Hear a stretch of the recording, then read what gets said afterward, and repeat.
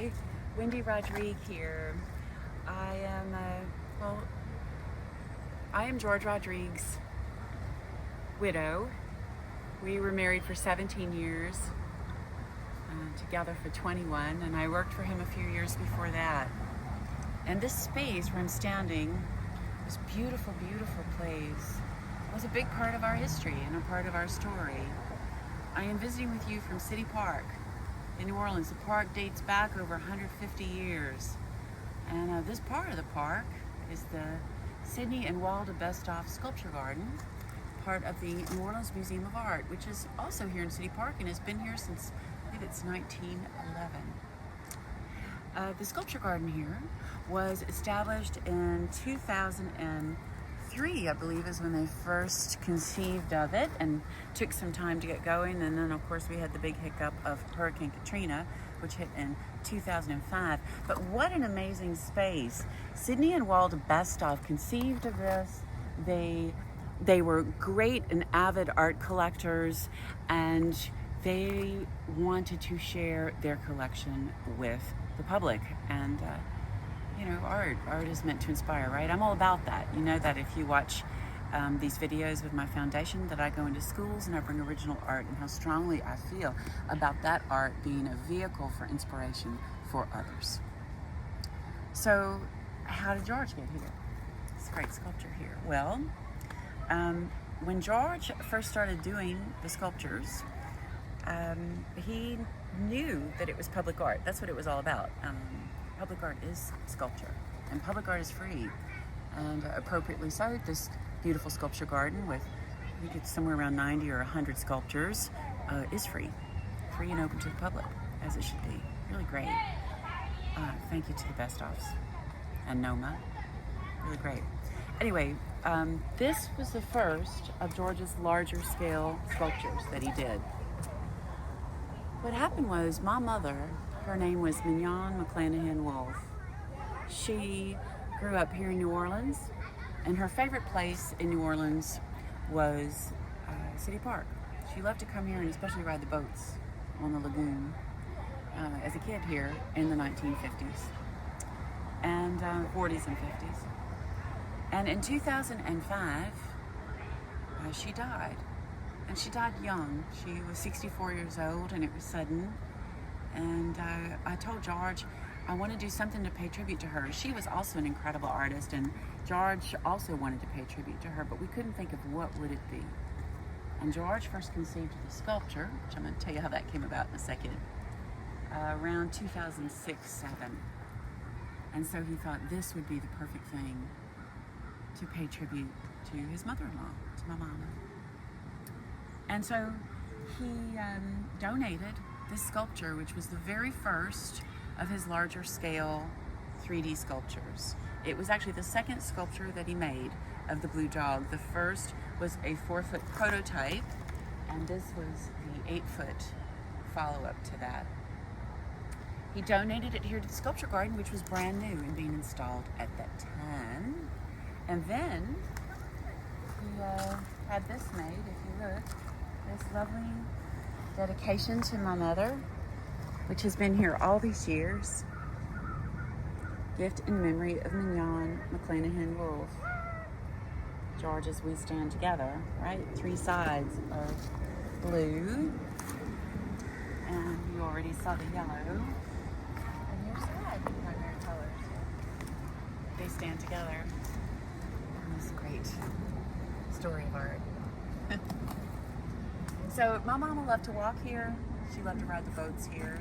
And this was placed here in memory of her and in tribute to her. Now the base is also pretty important. This is a very beautiful granite base. This is no random thing. You know, we think about sculptures, but we don't really think about how are they to be installed. How does that go about happening? You could see, for example, in this sculpture garden, like look at this magnificent Louise Bourgeois spider. This is not easy to do, to transport these pieces, to install them, to protect them against the weather. Think about the hurricanes that come through, particularly this part of the country. And so the fact that they could do this, and that the Besthoffs, well, made this happen with the New Orleans Museum of Art in City Park, is truly remarkable and a wonderful, wonderful gift to the community, but also to the community at large, because think of all the many visitors who come to New Orleans, one of the most popular places on the planet. Yeah. So that's how this came to be here. The Besthoffs actually donated, conceived of the design for, and donated this beautiful granite base. Thank you, Sydney, who is up there with George, I think, watching this, and thank you to Walda, who I hope sees this video. So how did this all happen? Well, George tried for many years, about 10 years, to come up with an idea for the dog in sculpture form. But the dog only exists in 2 dimensions. It does not exist as a 3-dimensional entity. It's not a dog at all, right? It has no backside. It doesn't run or bark or chase its tail. And so George couldn't figure out, how am I going to do this in 3D? But it was a challenge, and boy, he loved that more than anything. And it was an idea, and maybe that's the one thing he enjoyed more than the challenge. It was huge. In fact, when people would ask George what artist inspired him, the only artist he would ever admit to was Salvador Dali, and he said because Dali had great ideas. Well, so did George. So 10 years he's trying to figure out, and he's playing with all kinds of ideas. He's cutting out cardboard, and he's I mean, it was constant, making drawings. How am I going to do it? He even did some cool, like, 2D pieces, like relief type work in wood coming off the wall. I've done some videos on those if you want to see them. Some of them have neon. Cool stuff, but not 3-dimensional. And so, how's he going to do this? Well, one night, George and I are just a couple miles from here at Houston's restaurant on St. Charles Avenue. And if you've been to Houston's, you know you almost always have to wait for a table. And we're waiting for our table. We're sitting at the bar, and I'm rattling on about something as usual. And George is playing with cocktail napkins. These are my business cards, but pretend they're cocktail napkins. And all of a sudden, he does this. He does this, y'all. And now look at this, and look at this sculpture. This is what he does. And he says, I got it. And I said, got what? And he said, after 10 years, the sculpture, I know how I'm going to do it. And then he said, it's going to be 40 stories tall. And it's going to be a Louisiana Welcome Center. Imagine that, 40 stories tall. A Louisiana Welcome Center. And a hotel. And I'm going to build it like a rig, right? And it's going to be in the cane field at the base of the Luling Bridge on the Mississippi River. I was shocked, but I knew with George, with his brilliant ideas, it was going to happen. And the very next day, he made the prototype. He worked with a man named Don Bagno at Bagno Manufacturing in Lafayette, Louisiana, and they made the 4-foot one I mentioned earlier. It today is in my art storage on a pole. It's beautiful, and I use it for exhibitions. And the next one they made was this one. And he said, there's a new sculpture garden, New Orleans Museum of Art, and this is a thing to pay honor to Wendy's mom. And yeah. And so that's what he did. And with the help of the Besthoffs, it was installed here. And thanks to NOMA, it has now been here, well, y'all, almost 20 years. Almost 20 years. That makes me really happy. I think it's beautiful. So taking the walk through the garden today with my sweet husband Douglas, who is filming this for us, I was pleasantly surprised at how different everything looks. If you haven't been to the garden in a while, take another walk through, because of course this beautiful garden is a blending of these wonderful sculptures made by humans with the wonderful, magnificent art made by the greatest of all, right? The greatest artist of all, Mother Nature. We have magnificent oaks, heck, Rodrigue oaks, right? With the Spanish moss hanging. You know, I'm reminded of a little story. So in 2008, the New Orleans Museum of Art hosted a major Rodrigue retrospective. 260 works. It was curated by Dana Holland Bikert of Memphis, who curated it with John Bullard. John Bullard was the director of the museum at that time. Dana Holland Bikert was a curator previously of the Brooks Museum in Memphis, and they brought her on board first to do a Rodrigue show in Memphis at the Dixon Gowering Gardens, and then afterwards here at NOMA.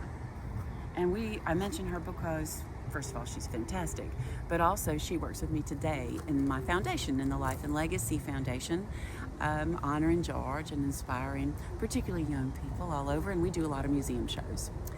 And we use George's sculptures in those oftentimes. Well, anyway, in 2008, the New Orleans Museum of Art brought Dana on board to work with Mr. John Bullard on that exhibition.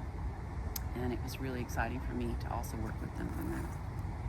And it was a 10-week show in the spring of 2008. And one day, well, every day of those 10 weeks, I was here giving school tours. Marnie Robinson was the head of education here at NOMA in those days. Today she's at Neal Auction Company, the head of fine arts, and we are still very dear friends. But she was the head of education here at NOMA at that time, and she arranged for all the school tours and asked me to come and be on board. And together we took 8,000 school children through that exhibition, that Rodrigue exhibition. Well, one day, that's the reason I'm telling you this, one day, it was such a great show, biggest show the museum ever had, by the way, biggest attendance other than King Tut. George loved that, of course. That was sort of like the time he was on the front page of the LA Times with the Pope. That's really big. Anyway, one day, I'm just finishing my school tours, and back in those days, I was always in high heels and dressed up for my tours. I wanted to honor the kids in the museum with my presence, the way I was presented. But my back was killing me, and I had back issues throughout my life, and my back was hurting. It's hard floor in there, marble floor. But I knew when I finished my last class, after touring all day, that I had to come find George, because he said meet me in the garden by the sculpture. And he was out here. He was right here doing an interview for the local news. And they were filming him with the cameras. And I came walking, this is the oldest part of the garden, down the garden. It's a long way from the entrance to get here. Long, beautiful stroll. And I'm walking, and I can see him across the way, and I'm kind of walking like this because my back's hurting so much. And all of a sudden I hear, Miss Wendy, Miss Wendy. And I turn and look. And it could have been that tree right there. That might have been. There was a whole school class under there of first graders. And that was my last class that day, was first graders. And I recognized them, and I thought, oh, their teacher had brought them here to the garden to see all of the wonderful art after our tour. And y'all, I straightened up. And I walked across the garden in my heels, forgot about my back struggles, and it was the most important walk in my history of working with children.